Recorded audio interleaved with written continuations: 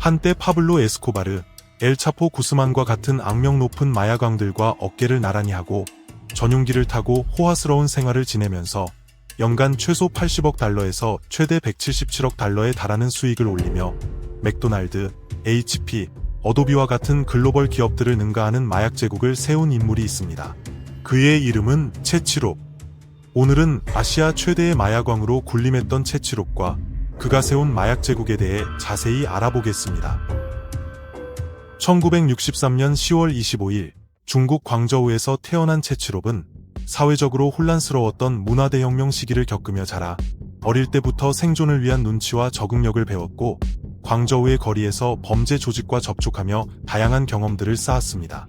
25살이 되던 1988년 가정을 꾸린 채치롭은 가족들과 함께 캐나다로 이민을 가게 됩니다.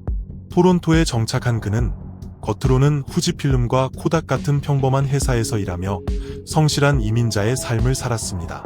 하지만 그 이면에서는 빅서클 갱의 일원으로 범죄 세계에 깊이 발을 들이기 시작합니다. 빅서클 갱은 1960년대 광저우에서 시작되어 여러 나라들로 확장되었으며 은행과 보석상을 상대로 하는 무장 강도를 저지르는 조직이었지만 캐나다에 정착하면서 신용카드 사기, 신분 도용과 같은 수익성이 높고 위험성이 낮은 범죄 수단으로 전환하였습니다. 1990년대 초 채치롭과 빅서클 갱은 동남아시아의 태국에서 생산된 고순도 헤로인을 북미로 밀수하기로 계획합니다.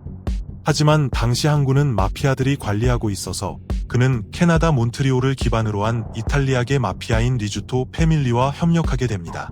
당시 마피아는 아시아 조직과의 거래를 꺼렸지만 채치롭의 협상 능력으로 파트너십을 맺을 수 있었습니다. 채치롭과 빅서클 갱은 그들이 관리하는 항구를 사용할 수 있게 되었고 몬트리올의 항구를 통해 캐나다로 밀수 후 미국으로도 마약을 원활히 운송할 수 있게 되었습니다. 이후 채치롭은 마피아와 아시아 조직을 연결하는 중개자 역할을 하며 토론토의 헤로인 시장을 장악했습니다. 하지만 1995년 그의 뉴욕 기반 파트너인 폴곽과 중국인 공급책 융빈공이 FBI에 체포되며 채치롭에 대한 수사가 시작되었습니다. 채치롭은 미국이 간섭할 수 없는 중국 본토로 도피했지만 1998년 사전에 체포된 조직원들이 그가 홍콩을 방문할 것이라고 실토했고 이를 토대로 홍콩 경찰과 FBI가 공조해 그를 체포했습니다. 이후 그는 미국으로 송환되어 헤로인 밀수 혐의로 뉴욕 법정에 서게 되었지만 법정에서 그는 노후한 부모와 아픈 아이를 돌보고 싶다며 눈물을 흘리며 선처를 호소했고 결국 종신형을 피하고 단 9년형을 선고받았습니다.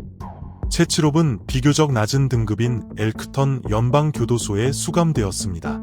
그러나 채치롭에게 감옥은 교화의 장소가 아닌 오히려 그의 마약 제국을 위한 네트워크의 확장지였습니다. 그는 복역 중에 홍콩 출신 마약 밀매자 리충착을 만났습니다. 리충착은 수많은 나라의 범죄 조직들과 마약을 거래해왔어서 감옥에 있는 동안 채치롭에게 대량의 마약을 안전하게 운반하는 거래처는 물론 향후 계획에 도움이 될 만한 각종 정보들을 공유해 주었습니다. 한편 채치롭이 감옥에 있는 동안 많은 변화가 생겼습니다. 첫째, 중국이 세계 무역기구에 가입하게 되어서 이것이 곧 채치롭의 홍콩을 기반으로 한 국제 마약 운송의 핵심적인 역할을 하게 됩니다. 둘째, 헤로인의 수요는 점점 줄어들고 있던 반면에 합성 마약의 시장은 폭발적으로 성장하고 있었습니다. 게다가 합성 마약의 생산 비용은 훨씬 저렴했습니다. 헤로인 1톤을 만들려면 수천 명의 농부가 필요하지만 대표적인 합성 마약인 메스암페타민 1톤을 만드는 데에는 단지 몇 명의 인원과 실험실만 있으면 충분했습니다.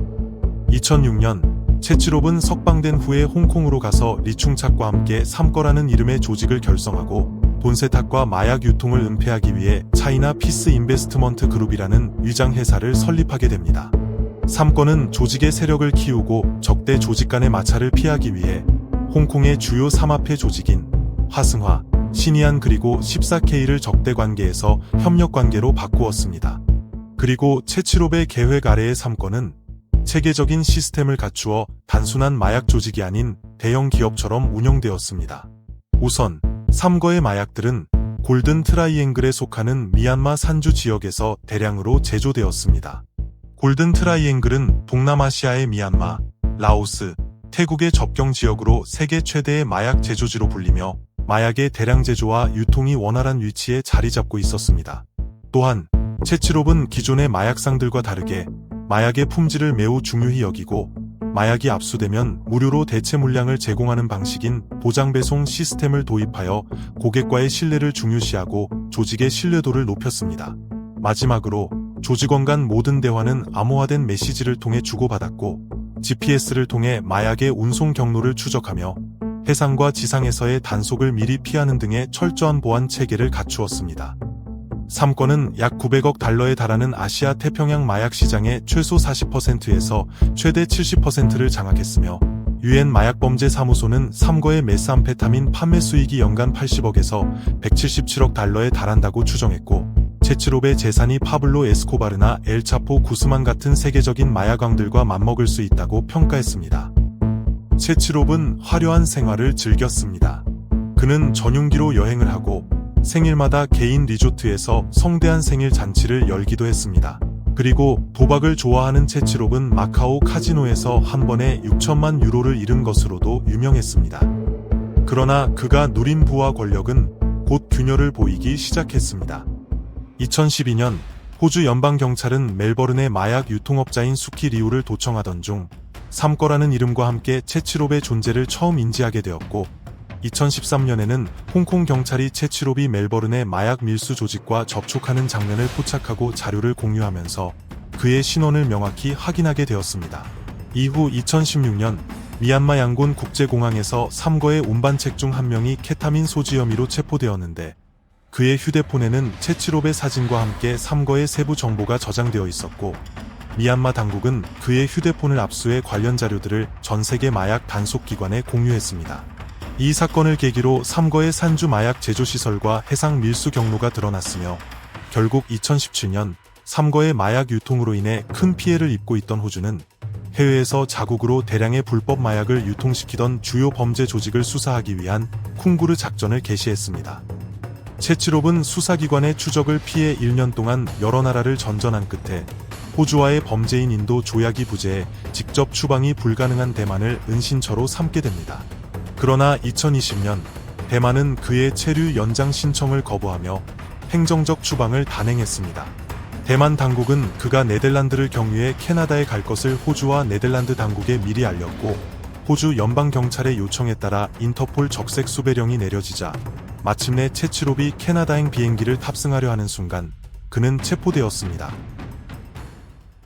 2022년 12월 채취롭은 호주로 송환되었고 수키 리우와 공모의 마약을 밀수한 혐의로 재판이 여전히 진행되는 중이며 채취롭은 자신의 혐의를 부인하고 있다고 알려져 있습니다.